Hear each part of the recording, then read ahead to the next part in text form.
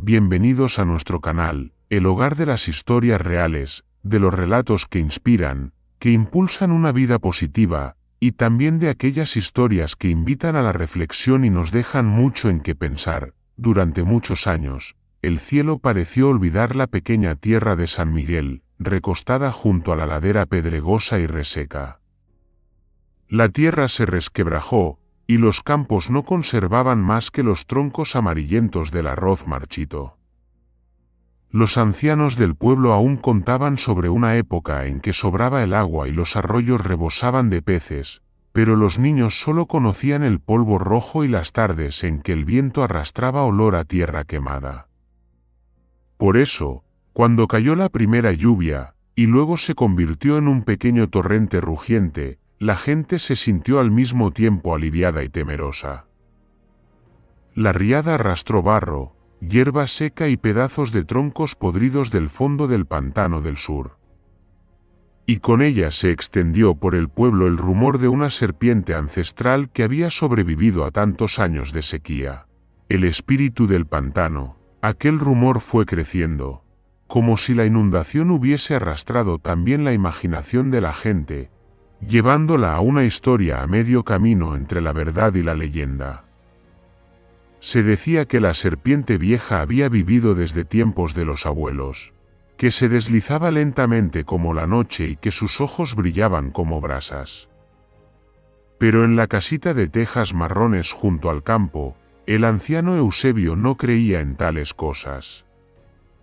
A él solo le importaba la vieja burra Lucera, la amiga que lo había acompañado más de 20 años arando la tierra, compartiendo con él hasta los últimos sorbos de agua en los tiempos de sed y el calor en las noches de invierno.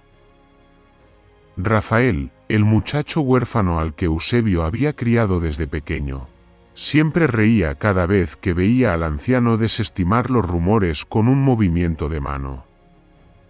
Para Rafael, don Eusebio no era solo quien lo había cuidado, sino una espalda encorvada llena de fortaleza, unas manos ásperas pero más cálidas que cualquier techo. Llevaban una vida sencilla entre el tintinear de las viejas riendas, el murmullo del viento que pasaba por el techo de hojas y los pasos constantes de Lucera sobre la tierra. Pero aquella noche, una noche en que la niebla era tan espesa que la luz del candil parecía ser devorada, todo cambió. Un grito, distinto a cualquier sonido animal que Rafael hubiera escuchado, desgarró la oscuridad. Se incorporó de golpe, con el corazón golpeando su pecho como queriendo romperle las costillas. Corrió afuera y vio la silueta de Lucera forcejeando bajo la luz tenue de la luna. Una sombra larga, oscura, gruesa como el tronco de un árbol vivo, la rodeaba con fuerza. «¡Lucera!», gritó Rafael. Don Eusebio salió tras él, descalzo, pisando piedras afiladas sin sentir dolor. Golpeó el cuerpo de la serpiente con un bastón de bambú, pero era demasiado grande, demasiado fuerte. Lucera bramó de dolor. El barro salpicó el rostro de Rafael, pero él no retrocedió. Sus gritos resonaron por todo el pueblo, haciendo que las puertas se abrieran de golpe. La gente salió con antorchas, ollas y cacerolas, golpeándolas entre sí para espantar lo que fuera. La serpiente no los atacó. Solo levantó la cabeza y miró a su alrededor con unos ojos profundos, como los de un ser extraviado. Nadie comprendió aquella mirada, solo sintieron un escalofrío recorrerles la espalda. En un instante sofocado por el miedo, Rafael tomó una antorcha y la lanzó. El fuego rozó el cuerpo del animal. Este se estremeció y se deslizó hacia la oscuridad. El agua y el barro salpicaron mientras su movimiento se perdía entre la respiración tensa de la multitud. Lucera sobrevivió, pero su cuerpo quedó cubierto de moretones y manchas de sangre que empapaban su pelaje gris deslucido.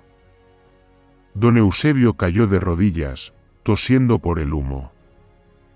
Rafael tenía una quemadura leve en el brazo.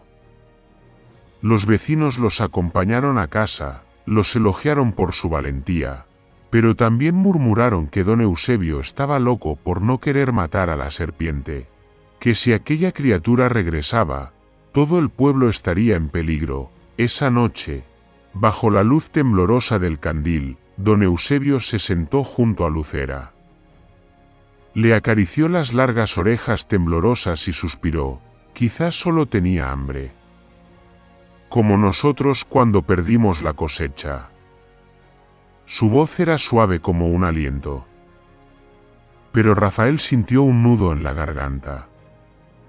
Nunca había visto al anciano tan frágil, ni había imaginado que su compasión pudiera abarcar incluso a la criatura que casi le arrebató a su compañera más querida. A la mañana siguiente, cuando el sol aún no había asomado sobre la colina, los aldeanos ya se habían reunido, siguiendo las largas huellas de barro que se arrastraban hacia el pantano.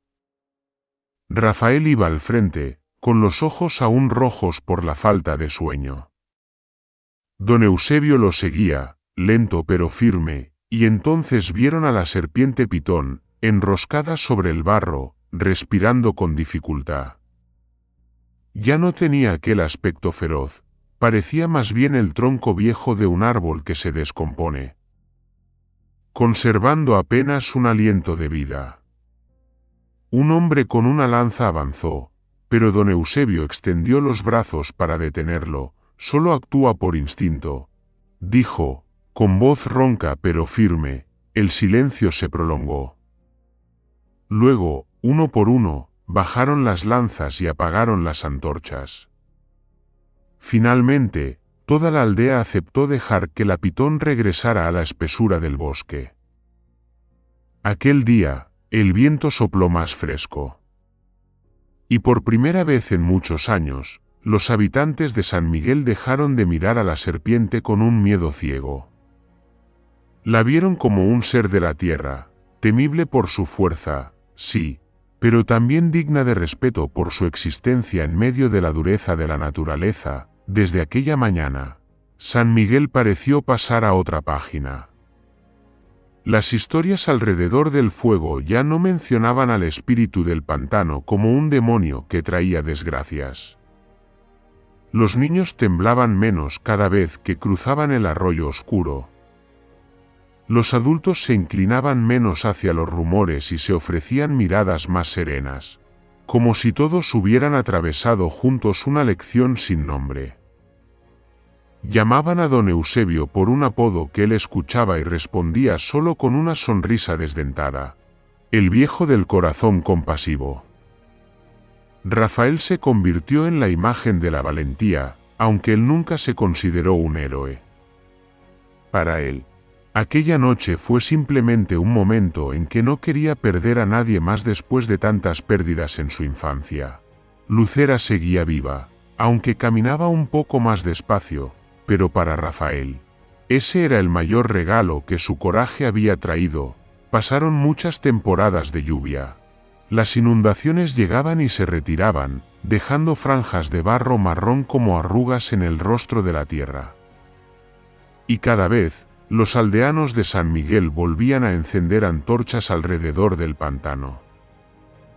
No para cazar ni para ahuyentar, sino para iluminar a las almas perdidas, como decía don Eusebio.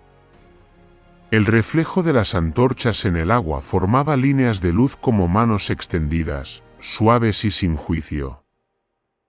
El tiempo hacía envejecer a las personas, pero también ampliaba su corazón. Don Eusebio se debilitó. Su cabello, ya blanco, quedó reducido a unos pocos mechones. Lucera también, sus patas temblaban cada vez que pisaba suelo húmedo. Rafael siempre los acompañaba de cerca, con la suavidad de quien cuida las dos partes que quedaban de una familia extraña pero cálida. Una tarde al final del invierno, cuando el viento bajaba del bosque como un suspiro helado, Lucera se echó al suelo y no volvió a levantarse. Rafael acarició el largo hocico del animal, sintiendo que se sumergía en un sueño profundo. Don Eusebio se sentó a su lado, con los ojos llenos de dolor, pero serenos. Porque sabía que aquella compañera de 20 años había llegado por fin al descanso tras tantas temporadas de sol y de viento. Unos años después, don Eusebio siguió los pasos de su vieja amiga. Por primera vez en mucho tiempo, Rafael sintió la casa junto al campo extrañamente vacía. La silla de montar colgaba de la pared, el bastón de bambú seguía apoyado junto a la puerta, pero quien los usaba ya no estaba. Al llevarlo a su lugar de descanso final, Rafael caminó despacio por el sendero del pueblo, apretando el sombrero de paja que don Eusebio solía usar. Sintió que en cada paso oía su risa ronca, veía su sombra sosteniéndolo durante sus primeros días aprendiendo a arar. Y recordaba aquella caricia silenciosa, llena de indulgencia. El tiempo, como siempre, no se detenía por nadie. Rafael se convirtió en un hombre firme, respetado por los aldeanos. Pero no convirtió la historia de antaño en amenaza para los niños, ni la adornó como una leyenda. Solo la contaba en las tardes en que los pequeños, cansados de jugar, se sentaban a su alrededor junto al campo dorado por el sol. La narraba con una voz suave como el viento, como si aquella historia estuviera ya tan impregnada en la tierra que no necesitara alardes. Una vez, un niño levantó la mirada y preguntó: «Tío, ¿la Pitón volvió alguna vez?». Rafael miró aquellos ojos grandes y redondos y sonrió, una sonrisa cálida, con un matiz de tristeza. «Nadie lo sabe. Pero yo creo que volvió a la paz. Porque cuando uno perdona su propio miedo, también se libera a sí mismo». Los niños guardaron silencio por un instante, como si intentaran entender esas palabras a su manera. Luego volvieron a reír, corriendo sobre la tierra blanda. Rafael los miró, sintiendo que el corazón se aquietaba, sereno como la superficie del agua cuando el viento cesa. Aquel día acababa de llover. El aire estaba tan claro que se podían ver con nitidez las nubes reflejadas en los charcos. Rafael se levantó y caminó hacia el borde del pantano. Un círculo de agua se abrió cuando cayó la última gota de lluvia. Miró durante mucho tiempo el lugar donde antaño la sombra de la serpiente se había deslizado, donde los aldeanos habían temblado de miedo, donde el corazón de la gente había cambiado. Ahora solo quedaban las ondas suaves bajo la luz de la luna, tan delicadas como un saludo de la tierra al cielo. La historia se cierra con la luz de la indulgencia y el valor, aquello que transformó para siempre al pueblo de San Miguel y que también hizo que Rafael comprendiera que hay temores que, cuando se miran de frente con humanidad, se convierten en paz dentro del propio espíritu. Muchas gracias a todos por dedicar tiempo a seguir y escuchar esta historia. No olviden suscribirse al canal, dejar un comentario y compartir este vídeo con todos. Les deseo paz y felicidad.